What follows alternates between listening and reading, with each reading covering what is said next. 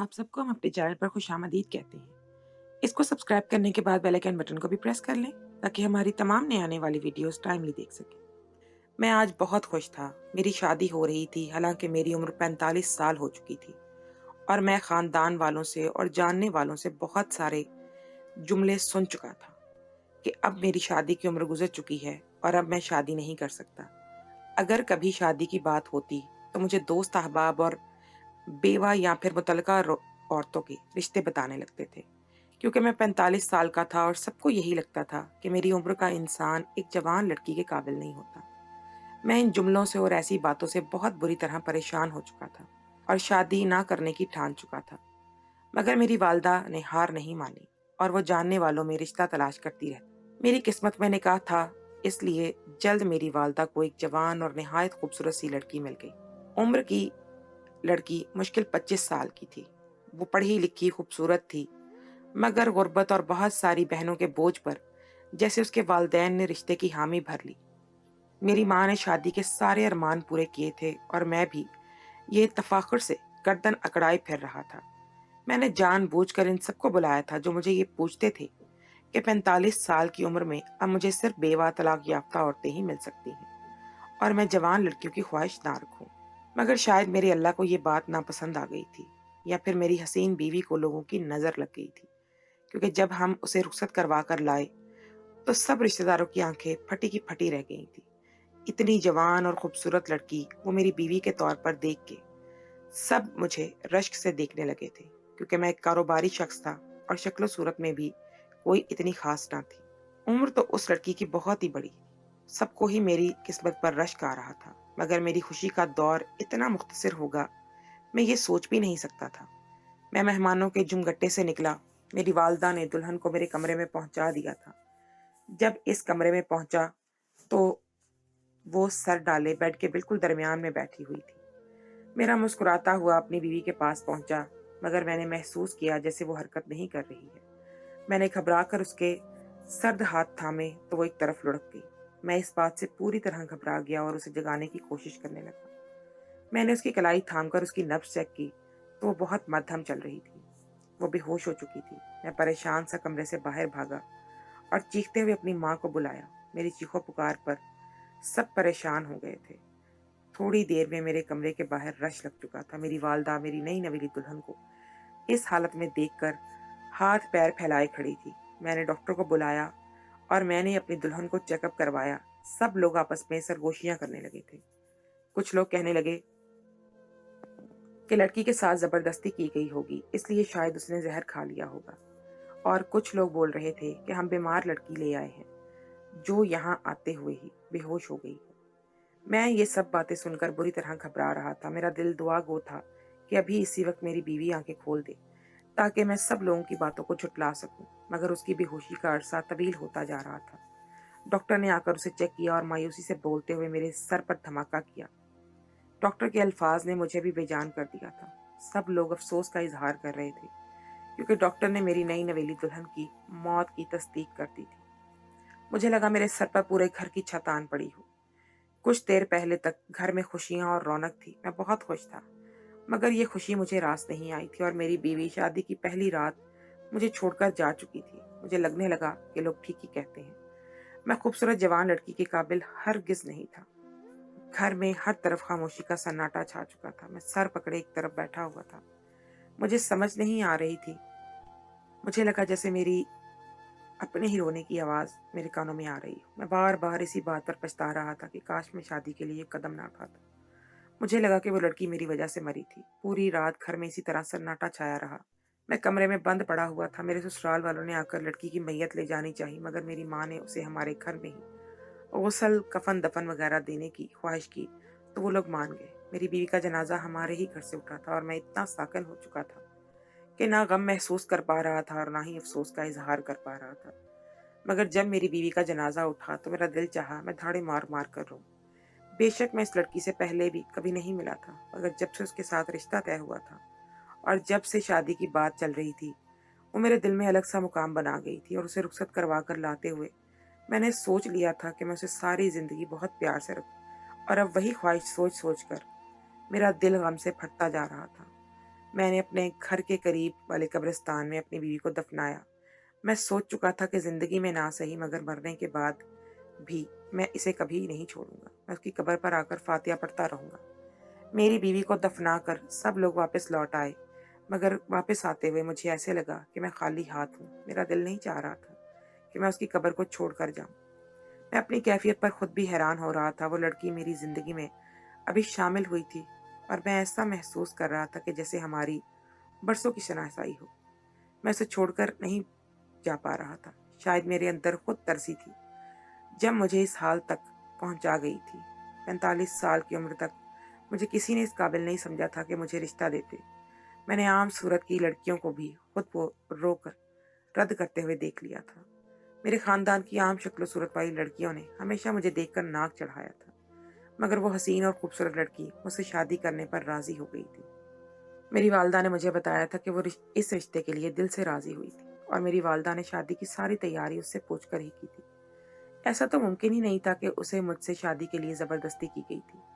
मेरा यकीन था कि हर इंसान को अपने वक्त पर मरना होता है। उसकी जिंदगी ऐसी ही लिखी थी और उसे इसी तरह रुखसत होकर मेरे घर में मेरे कमरे में अपनी जान देनी थी।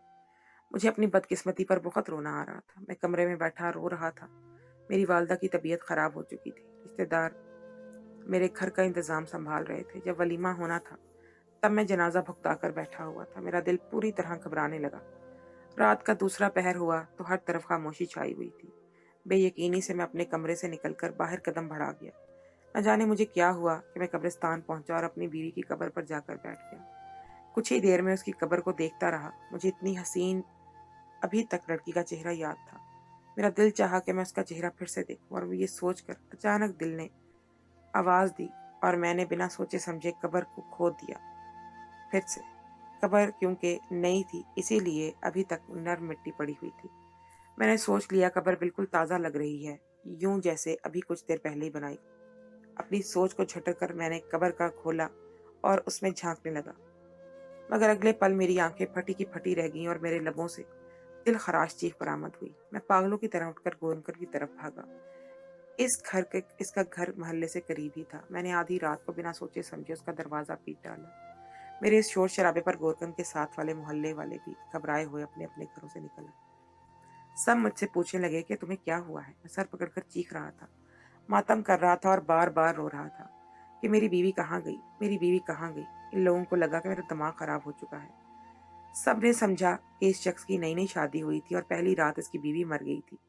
यकीनन ये सदमे में है। सब लोग मुझ पर अफसोस करने लगे। मैं पागल हो चुका हूँ, मगर मैं जो बताना चाहता था वो बात मेरे लिए बोलना मुश्किल हो गया और मैं वहीं बेहोश हो गया। गोरकन और मोहल्ले वालों ने उठाकर मेरे घर के करीब मुझे पहुंचा दिया। सब रिश्तेदार मेरी हालत पर घबरा गए। मेरी माँ की तबीयत मजीद बिगड़ने लगी। सुबह के करीब जब मुझे होश आया तो मैं उठते ही फिर से चीखने लगा और अपनी माँ का हाथ थामकर बोला कि मेरी बीवी गायब हो गई है। मेरी माँ ने अफसोस से मुझे देखा, रोते हुए बोली कि इसकी जिंदगी इतनी ही लिखी थी, तुम सब्र करो। तुम्हें इस तरह बच्चों जैसी हरकतें नहीं करनी चाहिए। तुम एक समझदार शख्स हो। तुम्हें पता है कि मरने वालों को जाना ही पड़ता है। हम सारी जिंदगी इसकी मैयत को तुम्हारे पास नहीं रख सकते थे, वगैरह वगैरह। मैंने अपनी माँ की बात काटी और बोला कि मेरी बीवी की मैयत कब्र से गायब हो चुकी है। मेरी माँ और खानदान वाले मेरी बात पर ठटक गए। सब मुझसे पूछने लगे कि तुम्हें कैसे खबर हुई कि कब्र में तुम्हारी बीवी की मैयत मौजूद नहीं है। क्या तुमने कब्र खोल कर देखी है? इस बात पर मैं एकदम साकिन सा हो गया। मेरे लिए ये बात शर्मिंदगी की थी, मगर यहाँ मैं अपनी हरकत छुपा नहीं सकता था, इसलिए सबके सामने सर झुकाकर इतराफ किया कि हाँ, मैं रात के वक्त बहुत ज्यादा बेचैनी की वजह से जब कब्रिस्तान गया तो मैंने बिना सोचे समझे अपनी बीवी की कब्र खोल दी थी। मुझे तो अभी महसूस हो रहा था जैसे उसकी कब्र बहुत नरम है, मगर मैंने इस बात को ज्यादा महसूस नहीं किया। लेकिन कब्र खोलकर मैंने देखा तो इसमें सिर्फ कफन पड़ा हुआ था और लाश गायब थी। मेरी बात ने सबको हैरतज़दा कर दिया था। इसी वक्त मेरे साथ खानदान के कुछ मर्द कब्रिस्तान की तरफ रवाना हुए। जब हम वहां पहुंचे तो कब्र अभी तक वैसे की वैसी खुली पड़ी थी और वाकई इसमें कफन पड़ा था, जबकि मेरी बीवी की मैयत गायब थी। ये सबको परेशान कर गई थी बात। गुरकर और मोहल्ले के मजीद कुछ लोग भी वहां पर आ गए थे। सब तशवीश का इजहार शिकार होने लगे। मेरे ससुराल वाले भी आ चुके थे। मेरे ससुर फूट फूट कर रोने लगे कि मेरी बेटी को एक जवानी में मर गई, अब उसकी लाश भी गायब है। ये बात हमें खटका रही थी। हमने पुलिस को बुलवाकर इस मामले की जांच पड़ताल करवाना शुरू की। तभी हमें कुछ लोगों ने बताया कि जब सुबह सुबह हम मैयत को दफना कर गए थे तो शाम के वक्त हर तरफ से सन्नाटा छाने पर दो जवान लड़के कब्र के पास आए थे। कोई राहगीर और करीबी मोहल्ले में रहता था, इसीलिए वो मजीद कुछ नहीं जानता था। उसने ये मंजर भी यहाँ से गुजरते हुए ही देखा था। वो बोला कि उसने यही समझा कि शायद वो लड़के अपने लिए मरहूम रिश्तेदार की कब्र पर फातिहा पढ़ने आए थे।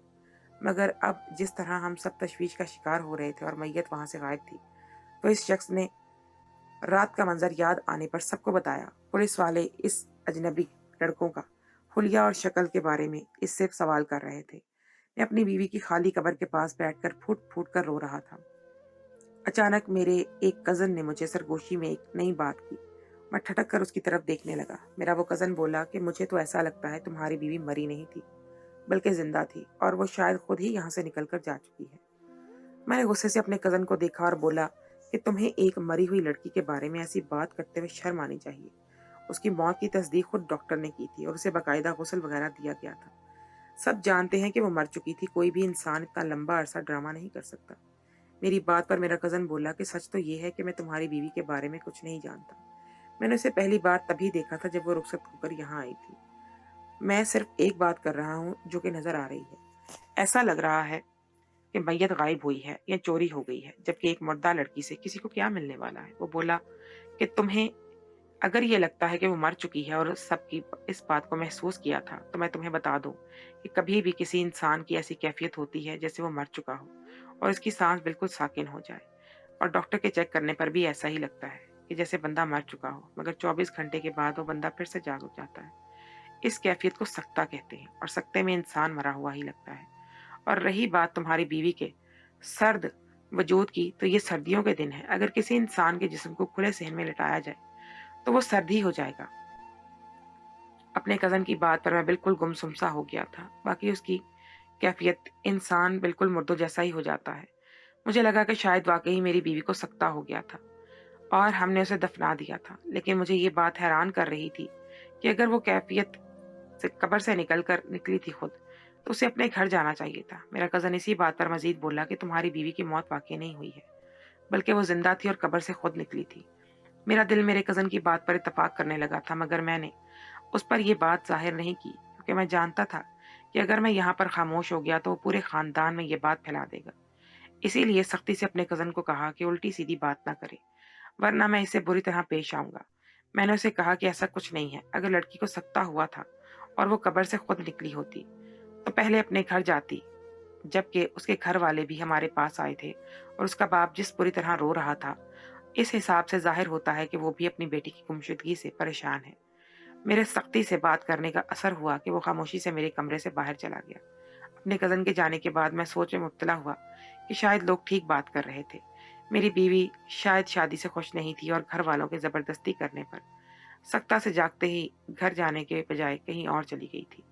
मैं पुलिस वालों की तरफ से किसी खबर का इंतजार करने लगा। चंद दिन इसी तरह गुजर गए और मैं अपने कजन की उल्टी सीधी बातों को सोचते हुए मैंने एक दो बार ससुराल में भी अचानक चक्कर लगाया कि अगर उन्होंने अपनी बेटी को छुपा के रखा है तो मैं जान सकूं। मगर मेरी बीवी की बहनों और वालदैन की पूरी तरह बिगड़ी हुई हालत देखकर और गम में देखकर मैं शर्मिंदा हो गया, और मैं इनकी मुर्दा बेटी के बारे में कैसी कैसी बातें कर रहा था। मेरे खानदान वाले भाई अपने घर वालों को लौट गए थे। मैंने कजन के जाने को पहले में भी टोका था कि खानदान में कोई भी उल्टी सीधी बात ना फैलाए। मैंने एक रोज बहाने से अपनी सास से सवाल किया कि आखिर इन लोगों ने मुझसे ऐसा क्या देखा था कि अपनी जवान और खूबसूरत लड़की के लिए हाँ कर दी थी। मैं ये जानना चाहता था कि क्या वाकई मेरी बीवी शादी से राजी थी या नहीं।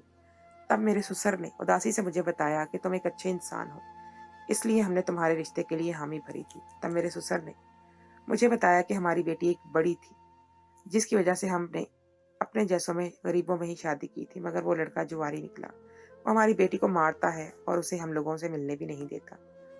अपनी बड़ी बहन के हालात को देखकर बाकी सब और बुरी तरह डर गई थी, और अब मैं कहीं भी अनपढ़ जाहिलिया लोगों के साथ अपनी बेटियों का रिश्ता करते हुए डरता था कि कहीं बाकी सबका भी यही वैसा ही हाल ना हो जाए जैसे मेरी बड़ी बेटी का हो रहा है। तभी तुम्हारा रिश्ता आ गया।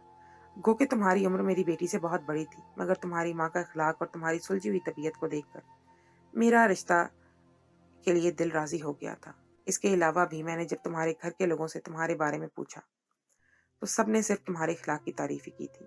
तुम पढ़े लिखे और अच्छे इंसान हो। मैंने फिर भी शादी से पहले अपनी बेटी से पूछा था कि उसे तुम्हारे बारे में सब पता चला तो वो दिल से इस रिश्ते के लिए राजी हो गई थी। मेरी बेटियां जितनी खूबसूरत हैं, इतनी ही दिल की भी अच्छी हैं। इनमें से किसी को भी ज़ाहिरी शक्ल सूरत से कोई लेना देना नहीं था। इन्हें सिर्फ एक अच्छा इंसान चाहिए था जो इनकी कदर करे और इज्जत से रखे। मेरे ससुर इतना बोलकर फूट फूट कर रोने लगे और बोले कि मेरी बेटी की इतनी ही जिंदगी थी, अगर मुझे पता होता तो मैं इसकी तुम्हारे साथ शादी ही ना करता, ना आज इसके लिए अफसोस हो रहा होता। हम तो इसके गम में रो रहे हैं, उल्टा तुम भी इसकी वजह से इतनी परेशानी का शिकार हो गए हो। ये सब सुनकर मेरे दिल में अपनी बीवी की कदर मजीद बढ़ गई थी। मुझे खुद पर गुस्सा आया कि मैंने अपने कज़न की एक अपनी इतनी वाहियात बात पर यकीन किया था। मैं अपने ससुर को इत्मीनान दिलाया कि उससे बोला कि बेशक मेरी शादी एक रोज़ भी नहीं चली और मैं उसी रोज़ अपनी बीवी को रोक सकता था, उसकी मौत का गवाह बना था। मगर फिर भी मुझे बार बार कोई पछतावा नहीं, बल्कि मुझे कोई खुशी है कि एक रोज़ के लिए ही सही मगर मेरी ज़िंदगी में इतनी बेहतरीन साथी शामिल हुई थी। मैं अपनी सारी ज़िंदगी इसे ना सिर्फ याद रखूंगा बल्कि इसकी मग़फ़िरत के लिए दुआ भी करता रहूंगा। मैंने अपने ससुर और सास को इत्मीनान दिलाया था कि इनसे वादा किया था कि मैं इनकी बेटी को जल्द ढूंढ लूंगा। अपने कज़न की बातों की वजह से मेरे दिल में थोड़ा बहुत शक पैदा हुआ था। मुझे आज इस पर शर्मिंदगी हो रही थी। जो लड़की पूरे दिल से ईमानदारी के साथ मेरी ज़िंदगी में शामिल हुई थी, मैं उसकी मौत के बाद उसके किरदार को लेकर शक का इजहार कर रहा था। इस रोज़ अपने ससुराल वालों को इत्मीनान दिलाकर मैं घर आया तो मज़ीद परेशान हो गया। मेरी माँ भी रोज़ाना मुझसे मेरी बीवी के बारे में सवाल करती थी, मगर मैं इन्हें कुछ भी बताने से कासिर था। मैं रोज़ाना पुलिस वालों से राब्ता करके अपनी बीवी के बारे में पूछता था, मगर मुझे आगे से सिर्फ एक ही जवाब मिलता था कि हम इसे तलाश कर रहे हैं। मैंने ज़िंदगी में पहली बार अपने बारे में मनहूस और काली किस्मत वाले इंसान जैसे अल्फाज भी सुने थे, मगर जब मुझे इन बातों से बिल्कुल फ़र्क नहीं पड़ रहा था। मेरा यकीन था कि मौत मुकर्रर है। मेरी बीवी को कोई मसला ना था, वो सेहतमंद थी और बिल्कुल ठीक ठाक थी, मगर उसकी ज़िंदगी ही इतनी थी, इसलिए वो मर गई। अब मेरी ज़िंदगी का बस एक ही मकसद था कि मैं किसी तरह अपनी बीवी को तलाश करके उसे उसके आखिरी मुकाम तक पहुंचा दूं। मैं यकीन नहीं कर पा रहा था कि आज हालात इतने ख़राब हो चुके थे कि कब्रों से हमारी मैयतें तक महफूज न थी। न जाने पाकिस्तान के हालात किस मोड़ पर जा रहे थे। अगर मेरे साथ यह हादसा पेश ना आता तो शायद मुझे भी कभी खबर ना होती कि दुनिया में ऐसा भी हो रहा है। हम लोगों का मसला यही है कि हम अपनी अपनी ज़िंदगियों में इतने मगन हो चुके हैं कि बाहर की दुनिया की कुछ खबर ही नहीं। अगर हमारी नज़रों में कोई ऐसा जुर्म हो भी रहा हो तो हम तब भी आवाज़ नहीं उठाते जब तक हमारे अपने घर वालों के साथ ना हो जाए। और एक मुसलमान जब दूसरे अपने मुसलमान भाई को तकलीफ महसूस करना छोड़ दे तो फिर उनकी ऐसी ही मुश्किलात और मुसीबतें आने लगती हैं, जैसी आज मैं अपनी जवान बीवी की मैयत को गुमशुदा पाकर परेशान रहने लगा। मेरे इंतज़ार को कोई मुश्किल से 15 दिन गुजरे थे कि एक रोज़ मुझे पुलिस वालों ने कॉल करके थाने में बुला लिया। पुलिस वालों ने मुझे लड़कों के बारे में एक नहायत तकलीफ दे इंकशाफ किया था, जिसे सुनकर मेरे रोंगटे खड़े हो गए थे और मेरे दिमाग में वसवसे सर उठाने लगे थे। पुलिस वालों ने बताया कि हम 2 लड़कों के अलावा 2 और भी लड़के थे। इन 4 लड़कों का गिरोह बहुत ही मासूम लड़कियों के साथ ज़बरदस्ती ज़िना करने के केस में पहले ही मतलूब था। पुलिस वालों को पूरा यकीन न था कि ये वही लड़के हैं जिन्होंने मेरी बीवी की मैयत को उठाया था, मगर ये काम इन लड़कों का ही था। मेरे साथ इस राहगीर को भी बुला लिया गया था। जब हमारे सामने 4 लड़कों को बुलाया गया तो इनमें से इन 2 लड़कों को पहचान लिया गया और बोला कि शाम यही 2 लड़के मेरी बीवी की कब्र के पास मौजूद थे। पुलिस वालों ने कहा कि अब तमाम बाकी का काम है हमारा, हम इससे जल्द आपकी बीवी की मैयत के बारे में उगलवा लेंगे। इन लड़कों ने बहुत इनकार करने की कोशिश की, मगर पुलिस वालों ने अपने तरीके से इनसे इतराफ़ करवा लिया था। तब उन्होंने जो इतराफ़ किया वो मुझे जिंदा ज़मीन में गाड़ने के लिए काफ़ी था। पुलिस ने बताया कि इन 5 लड़कों का गिरोह था जो छुपकर लड़कियों के साथ दोस्ती करके इनकी इज़्ज़तें लूट लिया करते थे। मगर इनमें से एक लड़के ने एक ऐसी लड़की की इज्जत लूटी जो बड़े घर की थी। बदले में इस लड़की के भाइयों ने इस लड़के को अगवा करवा के मौत के घाट उतार दिया था। अपने साथी का वो हशर देखकर वो लड़के सुधरने की बजाय जिंदा लड़कियों के साथ ज़िना करने से तौबा कर गए और इस रोज़ के बाद से जब भी किसी जवान लड़की की मौत होती वो इस कब्र को खोदकर इसकी मैयत निकालते और इसके साथ नाजेबा काम करते थे। मैं ये सुनकर बिल्कुल सफ़ेद पड़ चुका था। मेरा दिमाग में वो सब खबरें घूमने लगी जिनमें ऐसे ही जवान लड़कियों की मैयतों के साथ ज़िना करने के बारे में बताया जाता था। ऐसे वाक़यात कराची में बहुत ज़्यादा होते थे, मगर मैं कभी तवज्जो नहीं दी थी, बल्कि मैं अक्सर सोचता था कि ये सब सिर्फ मीडिया और पुलिस वालों की मनगढ़ंत कहानियाँ थी। भला कोई इंसान इतना घटिया कैसे हो सकता था? मगर आज इसका अमली सबूत मेरे सामने मौजूद था। पुलिस वालों ने लड़कों को इतनी बुरी तरह मारा कि इनके बाजू टांगे टूट चुके थे। वो चीख-चीख कर माफ़िया माँगने लगे और पुलिस के पूछने पर उन्होंने बताया कि वो हर मुर्दा लड़की के साथ ज़िना करके एक पुराने गंदे नाले में उसकी लाश गलने-सड़ने के लिए फेंक देते थे। लड़कों के बताए गए पते पर जब हम इस नाले पर पहुंचे तो वहां से मेरी बीवी के अलावा 3 और लड़कियों की लाशें भी बरामद हुई थी, जिनमें से मेरी बीवी और एक लड़की की लाश अभी तक बेहतर हालत में थी, जबकि बाकी 2 लड़कियों के मुर्दा वजूद पूरी तरह से गल सड़ चुके थे। ये बाकी 2 लड़कियों के लवाहिकीन को बुलाया गया और मैंने अपनी बीवी को वापस लाकर उसे दोबारा से गुस्ल दिलवाकर उसकी कब्र में दफनाया था। मगर अब मैं इतना बुरी तरह घबरा चुका था कि मैं पूरी रात अपनी बीवी की कब्र के पास बैठा रहता था और लड़कों की तस्वीर मीडिया में हर तरफ फैला दी गई थी। इन पर सब लान तान करने लगे और इनके घर वालों ने इन्हें अपने खानदान का हिस्सा मानने से इनकार कर दिया था। इन लड़कों को हर तरफ बुरी तरह जलील किया जा रहा था, मगर मैं सोच रहा था कि इन लड़कों को इस हद तक लाने में हमारे माशरे में जवान लड़कों को इंटरनेट और मोबाइल की सहूलियात देकर वालिदैन ने बहुत गलत काम कर दिया है, जिसके नतीजे में वो बुरे कामों में डूबते चले जाते हैं और फिर वही वालिदैन और वही माशरा इन्हें इस हद तक लाता है कि जब इनको किसी गुनाह में पकड़ा जाता है तो इन्हें अपनाने से इनकार कर देते हैं। मेरे वालिदैन से ये गुजारिश है कि अपनी औलाद की तरबियत को आजकल से गंदे मवाद से दूर रखते हुए करें। इन्हें बेशक सहूलियात दें, मगर इन पर नज़र रखें और इनके साथ ऐसा दोस्ताना माहौल रखें कि अगर वो किसी बुराई की तरफ जा रहे हैं तो आपको खबर हो सके, इससे पहले कि वो गहरी खाई में गिरें और पूरी दुनिया पर इन पर लान तान करें। आप इन्हें संभाल लें और इन्हें सही रास्ते पर चलाएं, ताकि वो आपके लिए फ़ख्र का ही बायस बने, ना कि शर्मिंदगी का।